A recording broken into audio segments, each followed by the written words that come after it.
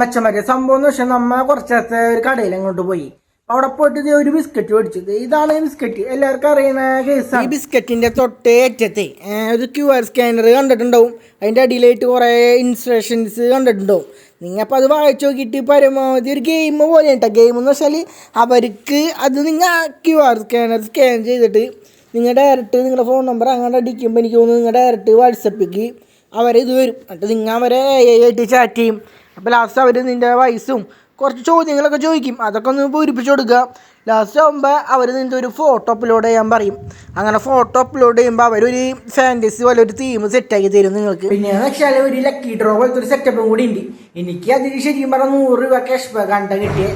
അപ്പോൾ 24 മണിക്കൂറിനുള്ളിൽ എനിക്കത് ക്രെഡിറ്റ് ആവുമെന്നാണ് പറയണത്. ബാക്കി കാര്യങ്ങളൊക്കെ നിങ്ങൾ ചെയ്ത് നോക്കാം. എനിക്കൊന്നും വലിയ റിസ്കി ഫാക്ടറൊന്നും ഇല്ല. നമുക്ക് വിശ്വസിച്ച് ചെയ്യാം. ട്രൈ ചെയ്ത് നോക്കുക. എങ്ങനെയാണ് ചിക്കൻ ബിരിയാണി കിട്ടിയാലോ.